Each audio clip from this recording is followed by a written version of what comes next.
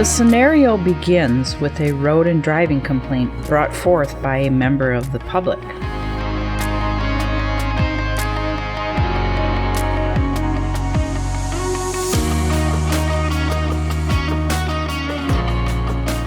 The reporting party alleges that they had seen driving conduct what they determined to be careless. There are continuous updates as to the location of the suspect vehicle. The responding officers are kept abreast as to the location of the suspect and reporting party's vehicles until they get to the scene. Upon arrival in the area of the suspect vehicle, the two officers follow the suspect for driving conduct that would be indicative of careless. The officers monitor the vehicle's driving conduct for some time before initiating a traffic stop.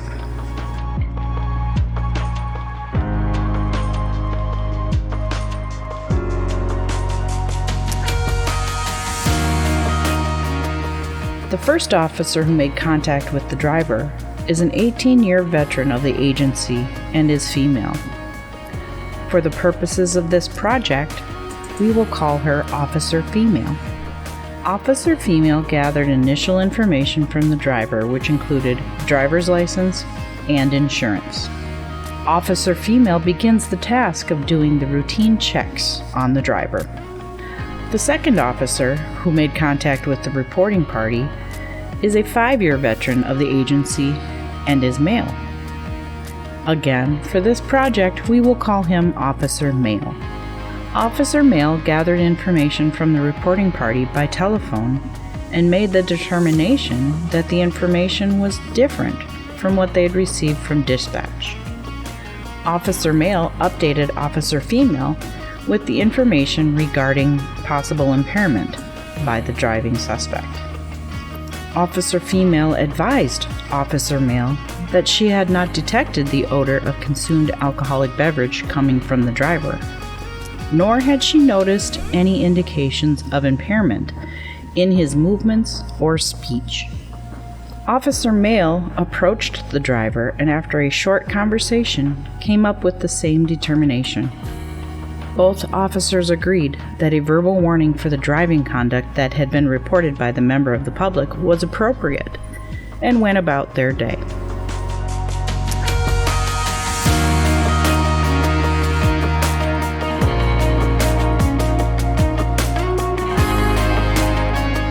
Both officers were separately questioned by the shift sergeant as to why standardized field sobriety tests were not conducted on the driver of the careless vehicle. Officer Male and Officer Female both stated that they did not believe that they had probable cause to do so and did not conduct SFSTs on the driver. The sergeant went up the food chain by contacting the patrol lieutenant and opened an investigation of the incident. Both officers stood by their reports of what transpired during this traffic stop complaint.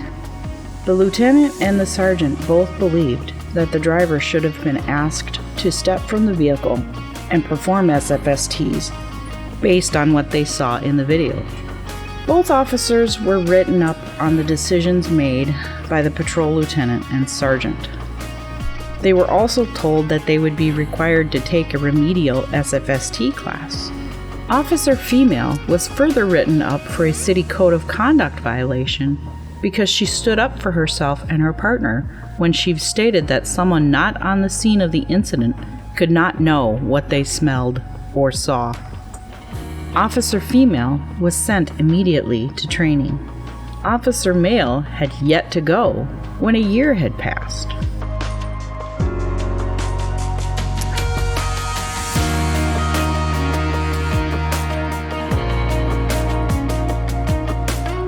Officer Male was not written up for a code of conduct violation when he made the same defense of their actions that day. What I see in this scenario is a case of gender and age discrimination.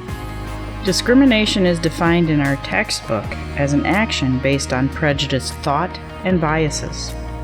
The denial of equal treatment to individuals or groups because of their age, disability, employment, language, nationality, race, ethnicity, sex, and gender. The differing treatment of the two officers involved is opening the supervisors up to their own internal affairs investigation. Gender discrimination occurs when a person is subjected to unequal treatment in the workplace based on one's gender. This was shown in the scenario when the female officer was held to a higher standard of performance than the male. The female officer received a second form of punishment when she was written up. Not only was the female officer a victim of gender discrimination, but age discrimination. There are 4 types of age discrimination, according to the Equality and Human Rights Commission of England. The 4 types are direct discrimination, indirect discrimination, harassment, and victimization. What was happening in the scenario is direct discrimination. This is described as when someone treats you worse than another person in a similar situation because of your age. Although this is hard to prove with the information provided, I believe an assumption could be made since the female had 13 years more experience than the male. This video will cover 9 de-escalation skills for dealing with patrons. In the video, 9 de-escalation skills, we learn to use non-threatening body language. The video discussed that if someone is upset, they hear your words far less than they see your actions. Keeping your tone of voice calm will help keep them calm. Focusing on the feelings was another point that seemed important to me.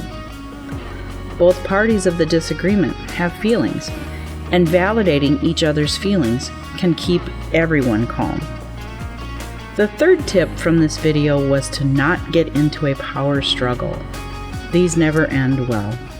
Certain occupations are more at risk of exposure to violence.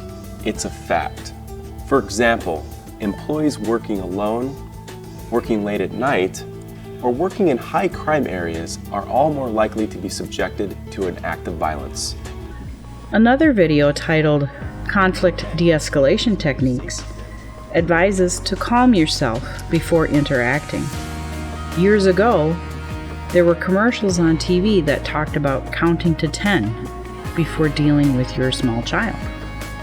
When you are upset, the situation only gets worse. Being empathetic to a person's position can help diffuse the situation. Shifting the conversation to the future helps create hope in the situation. Doing this helps to build a bridge to a better tomorrow and lets the people in conflict feel like they are both part of the solution. These are great techniques that would help de-escalate the female in this scenario if she learned the male officer did not receive the same treatment as she did. If it were me in this scenario, I would be very angry. These techniques may work to bring me down, but I'm quite sure I would still be angry. As we learned, it is okay to be angry, just not to act out in anger or violence. Depending on how the supervisor reacted to the female bringing up the preferential treatment of the male officer, I could understand the female officer feeling as if the male supervisors were being condescending towards her.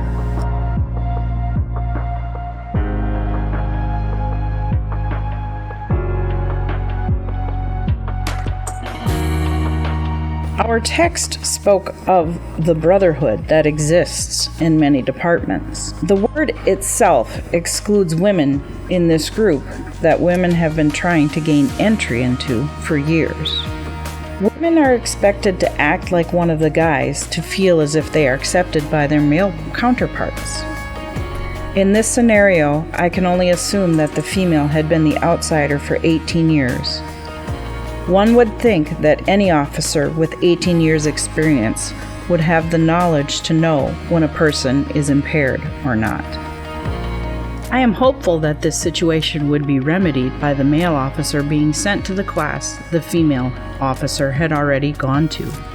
But this scenario put a pit in my stomach after reading it. I had to remind myself that it was a hypothetical situation. In this scenario, there are several stakeholders that would be involved. The first stakeholder would be the administration, those who are above the lieutenant and sergeant.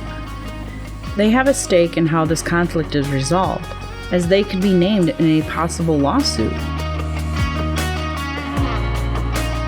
that would be filed if the punishment for both officers involved in this traffic stop are not treated fairly or the same. The City Council is another stakeholder who would be eventually involved in this conflict. The union would be involved, and any co-workers could be brought in for testimony on either side of the fence. Office of Equal Employment is another stakeholder, as they would have to be involved in the complaint, as a female officer was clearly treated unfairly, with the added write-up, as well as being forced to attend the training the male officer had yet to do.